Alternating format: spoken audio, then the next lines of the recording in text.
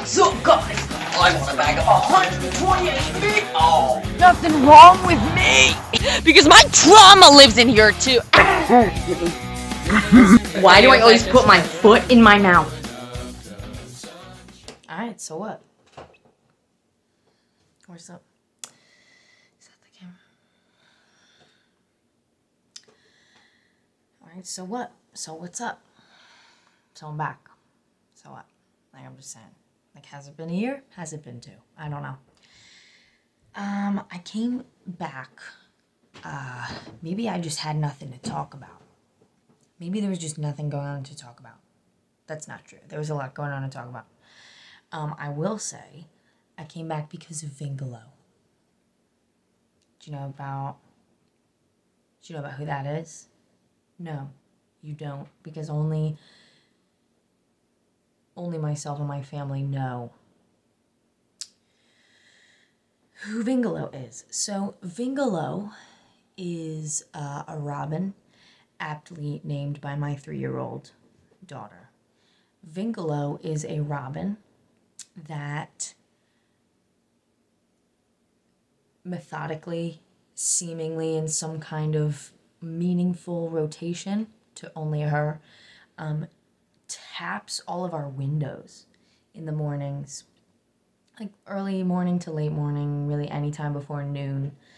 Vingalo comes around and literally flies up to the window and taps it with her feet. And like if we're in the room especially, and she'll just sit outside. She sits on the railing out front, the front window. She sits on the railing out the back window. She just flies when she taps the window a few times. You just hear like bodily contact with the window multiple times a day. And the thing is, there's got to be a deeper meaning to Vingalo's presence. This is going on the second summer where we've lived in this house. First summer we moved in August, so we missed summer.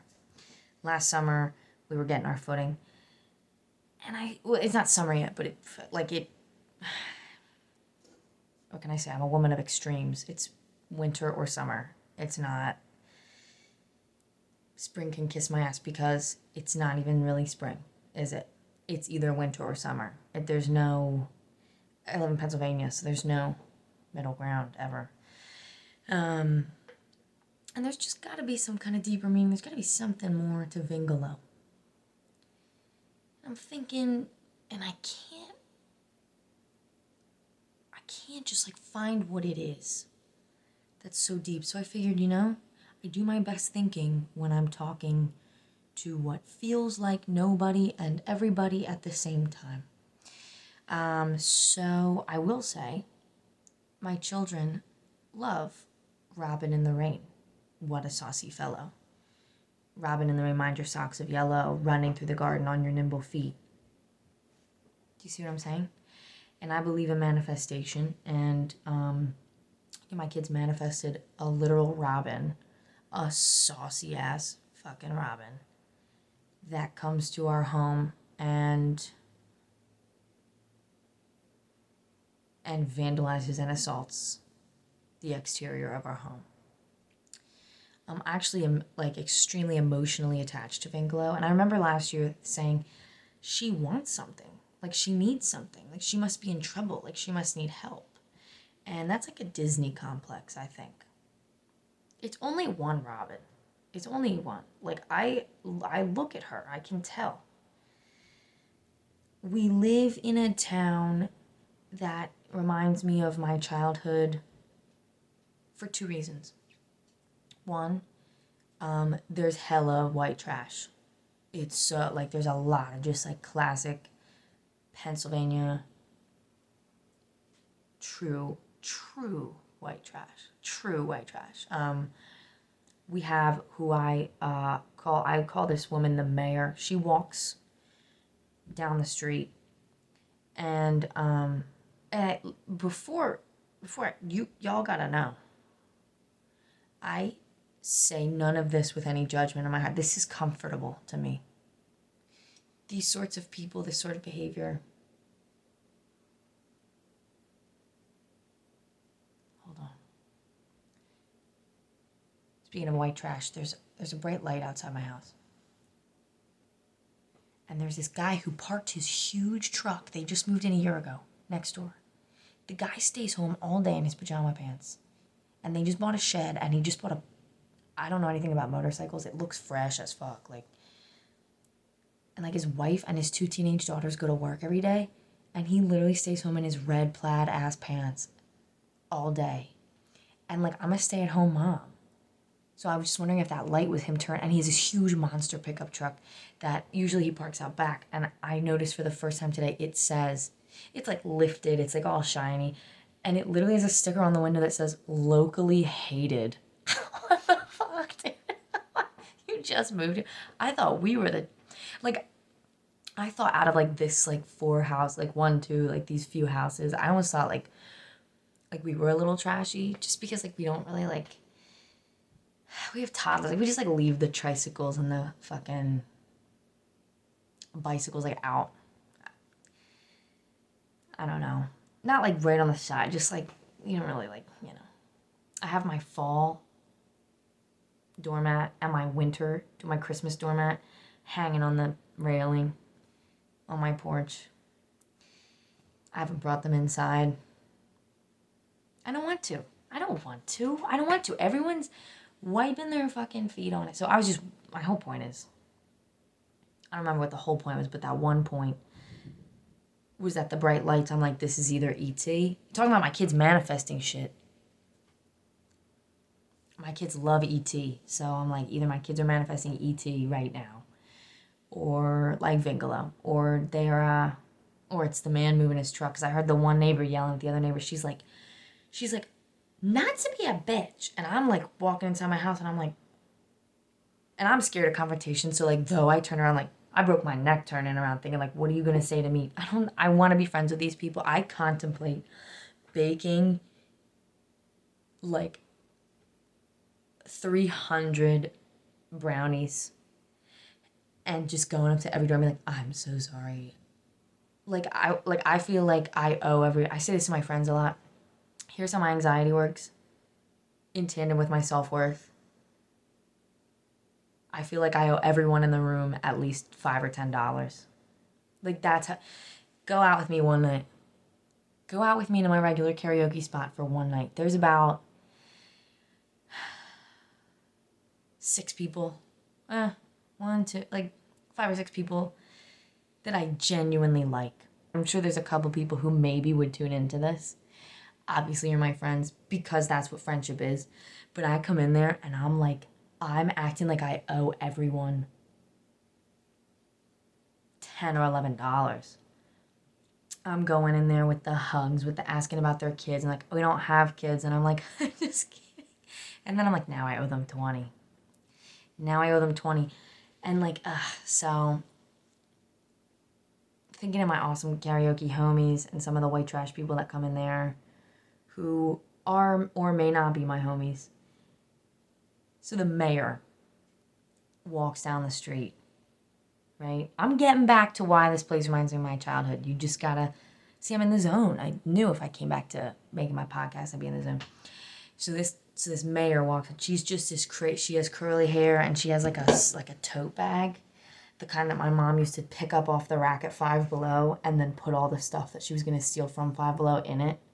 She'd pick it from, and then she walks in with this big tote bag, and she walks real fast, but it's a shuffle. First time I met her, my sister-in-law and I brought my kids up in the wagon up the big fucking mountain hill to the pizza shop a block up, and we walk up, and we didn't know it was closed on Tuesdays.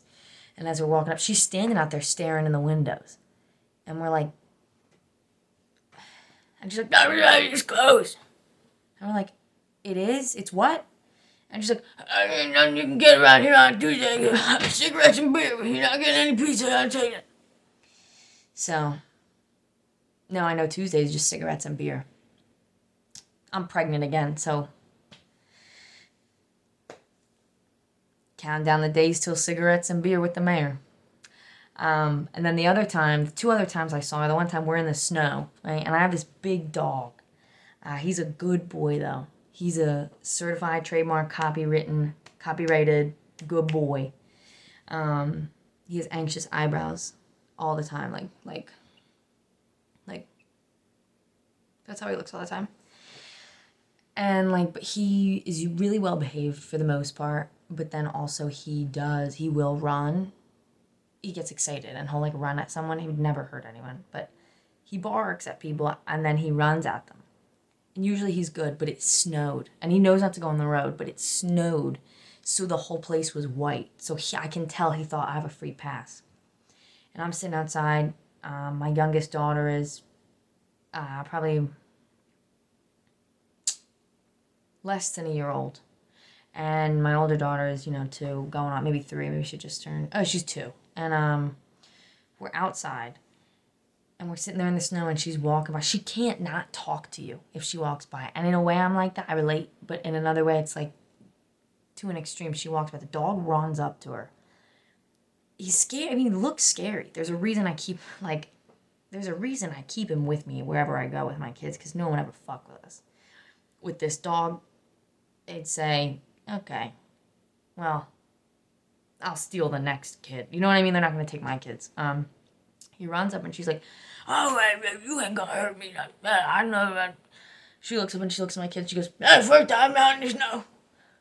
And I'm like, yeah, pretty much. And the dog's yapping around her. That light went on again. What the fuck? I'm just waiting for that neighbor to force that guy to move his truck. He parked the truck. I never specified what I was talking about. He parked the truck halfway into her driveway. Like, you live here, bro. Bro, you live here. Like, you need to live across these people for an extended amount of time. It's a house. You own a house across the street from these people who obviously live here for a while and will continue to live here for a while. You don't park your truck in front of their driveway. They literally painted lines very recently into the street for their driveway, and he parked right over with asshole. So the mayor comes by, and she has this, like, tiny little, like Chuck E. Cheese tickets bucket, like just a little arcade tickets bucket. It's like this big. And so she's like, right time out in the snow. And I go, yeah, pretty much. And she goes, yeah, we know that my father passed away. So I'm going back to this apartment up the road with a 5-gallon bucket. I'm just going to see what I can take from his belongings and bring back to my place. Maybe see what I can get some of my brothers. I'll sell some of them. And she keeps talking to literally, and she just keeps going on about her father dying in the 5-gallon bucket. I'm like, took everything in me to go, that's not 5 gallons. Someone who drinks as much as you should know that's not 5 gallons.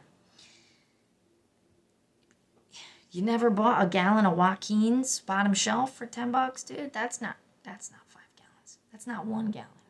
And you know that. You know that. The next time, and when she walks by, I'm always like, girls, it's the mayor. And I make everyone look out the window. The other day, I'm at the park, the playground, and it's like in a corner. Like, you have to like come through a fence and down a hill to like get to the playground. It's out of your way. There's no reason to be down there besides to go to the playground. She comes down the hill. She just walks up to the swing set where all these little kids are playing and starts just rattling off shit to me and the rest of the homeschooling moms, which I'm trying to like kind of get in, like I'm trying to get in there with them and like, because I'm trying to homeschool. Anyway. No relation, doesn't know these people, and she's just going on and on and on, and we're all like, come play on the sides. Come this way, kids. Not me. She's harmless. I grew up with people I know people like her. All of them are dead, but, when I was a kid, those were the best people. Yeah, dude, I remember on Sunday mornings, we'd all pile in my stepdad's car, and he'd drive us to Delaware so that we could get cigarettes. No, I was like 13, 14, 15, 16. So, well, I guess I was borrowing some of the beer and cigarettes, but when I was younger than that. So, all right. Let's say when I was younger than that, like late ones, like 8, 9, 10, let's say, before I started imbibing. He would drive us to Delaware. We'd all pile in the car on Sunday mornings. And not every Sunday morning, but on Sunday mornings. And we drive past my mom's local spot. And we'd always hope to catch Jimmy and Janice, both dead, leaving the bar in the mornings. Because they had to sleep there the night before. Yeah, but that place was a family establishment. Kids were allowed there. People were allowed to bring their kids there. It was a family bar. It was a family place. The men would fight every year over who got to be Santa Claus. So they loved Christmas, basically. Yeah, I do remember one time this drunk guy picked up my sister, who was probably like 5 or 6, picked her up and was swinging her around. He wasn't a regular, so that wasn't like Uncle Steve, Uncle Bobby. That was like a guy no one had ever seen before. And because it was in my childhood, like, I picture the dance floor that they had, like, lighting up, like, the Club Penguin dance floor. Like, that's how I picture the dance floor. I don't think that was it. It was like a low budget kind of place. I remember him picking my sister up and spinning, whipping around, like holding her like a baby, like a child, and spinning so fast on the dance floor. And I just heard her go, "What? Help me! I don't know this guy." And I'm like trying to help her, and my mom was trying to help her too, but she was over there more. She was like, I'm sure she was trying to like help from where she was, like from over, like I'm sure she was trying to like do something, but you get lost in the crowd. I don't know, man. You get lost in the mix. You just do.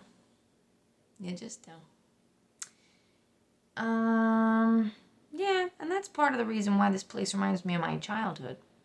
Because you have the white trash, but then you also have this, like,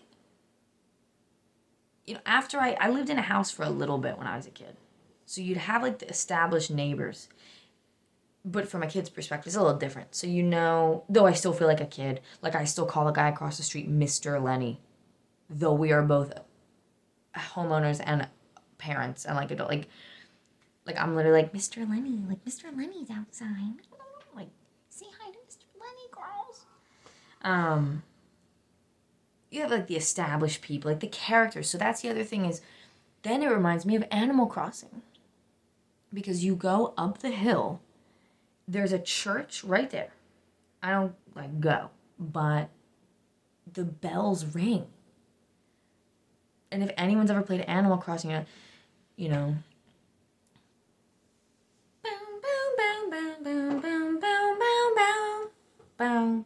whoa. You know that sound. Like, you know it in your heart. And they play the bells. And there's a weeds for me to pluck in my garden. And there's, like, you walk and you see the same characters walking around. And you can initiate conversation or not, or they can initiate conversation with you or not. And maybe I'm just autistic and that's just how the world is. But there's the bells, and then there's the library right there, and there's the post office. I don't know, man. After we didn't live in that house anymore, my parents got divorced. It was like apartments. And that's just a different vibe. That's just really different. In apartments, people don't give a fuck about each other. People don't give a shit. Hate is closer to love than it is to indifference. But I will almost say, for apartments, hate and indifference are brothers. Because you live in an apartment complex, you barely even exist to each other. It's like you guys exist on different dimensions. I remember one time, and I don't mean to rag on my mom because she's doing great. She's really killing it. She's the best. She comes over, hangs out with my kids. We're sober. We live a beautiful life together. She helps me do everything. But back in the day, things were different back in the day. One night, she went out at 2 a.m, 3 a.m, granted, to go get milk and bread for breakfast. My parents were divorced, okay? So my mom was like, they were both like divorced dads. Like we'd come back. My dad was like the mom. My mom was like the dad. So like we'd come back to my mom's and she would just have condiments in the fridge. And then we'd come back. We'd come back to my dad's and, it'd be like, a little better than that. I remember one day she left at like 2 a.m. We were asleep. And I wasn't like 3. I was like,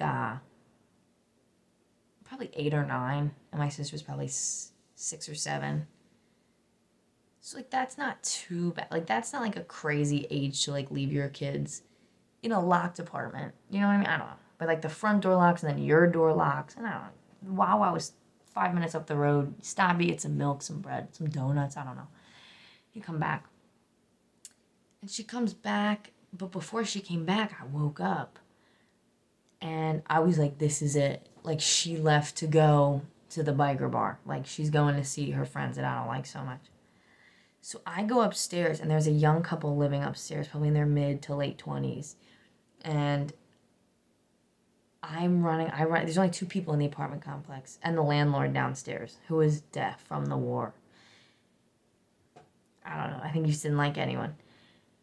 So I run upstairs, and it's like 3 a.m. It's a tiny apartment. I'm pounding on the door. Screaming their names. Because I didn't know what to do. Like, I don't know. And I didn't want to call my dad and get my mom in trouble. So I'm like pounding on the door, and I'm like, Matt, Danielle. And I'm banging. Of course, their names are Matt and Danielle. You grew up in Delco. It's Matt. It's Danielle. It's Jimmy. It's Bobby. Danielle, Matt, Nicole, Jim. Like, it's all those people, classic.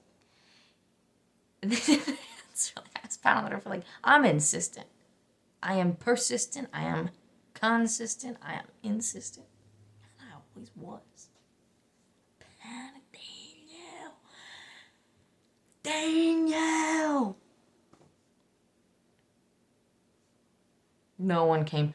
I go downstairs. I'm banging on the landlord's door. His room was the size of this frame. He doesn't have any room. He didn't have a room. He had a small bed and a kitchenette. Lou! No one gave a shit. So then my mom comes home, sober as a judge, with eggs, milk, and donuts in her bag. And she's like, what's going on? She's like, I'm so sorry you woke up. I was like, I thought you went to Aunt Charlene's work, which is what we call the Aunt Charlene's work. Because she was also a hairdresser. So it's like she was a hairdresser by day, bartender by night. So, if we were like, Mom took us to Aunt Char's work again, like my dad could be like, okay, they got their hair done.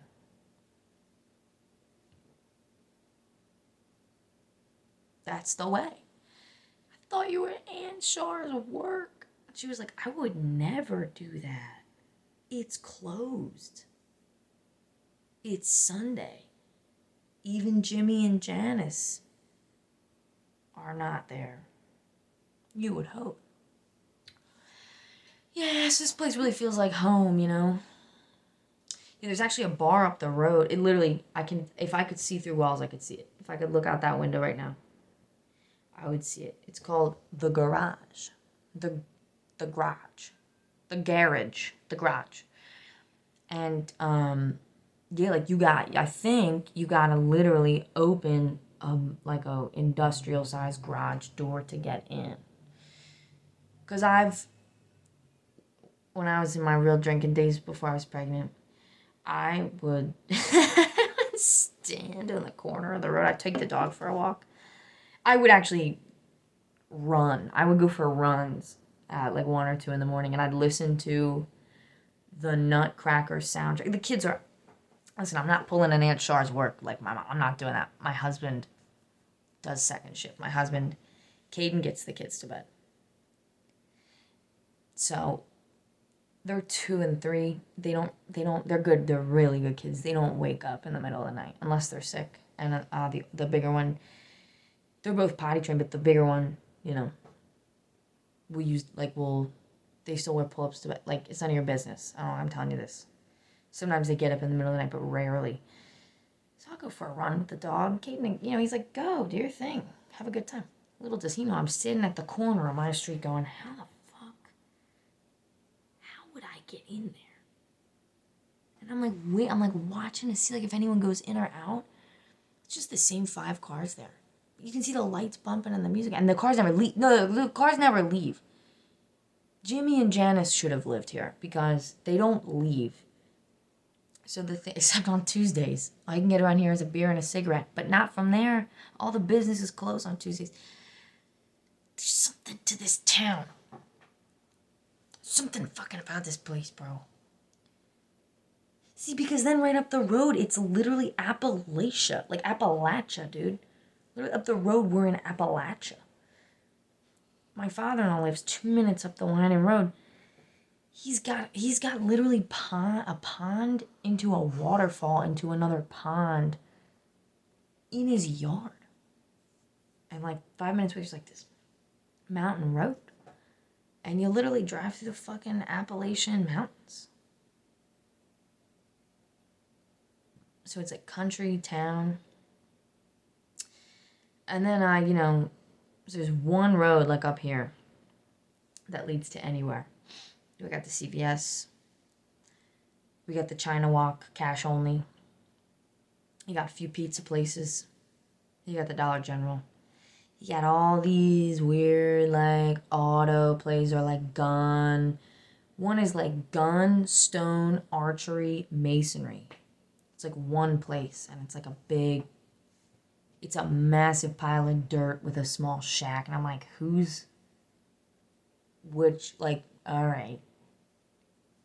all right, pick up a niche. Ever heard of SEO, dude? Pick a fucking niche, bro. I don't know what that means.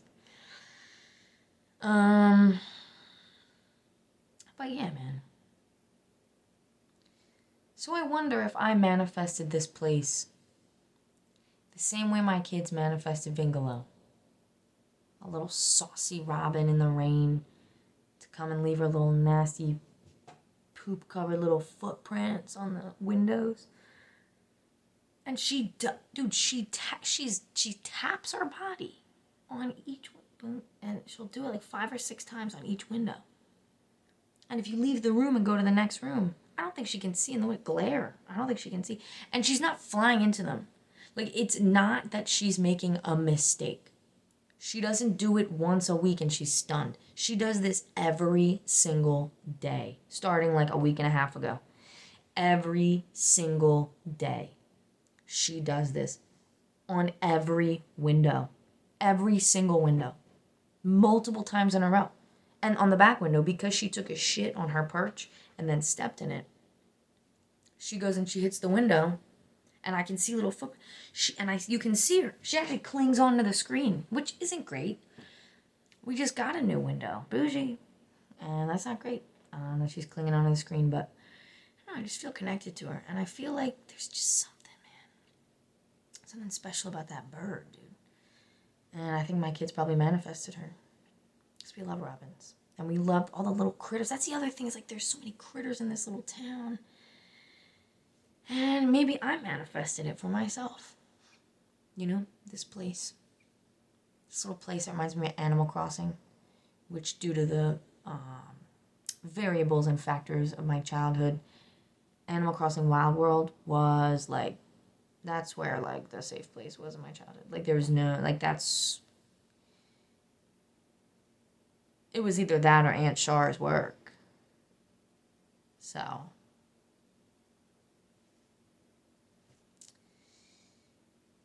Alright, dude. This has been a really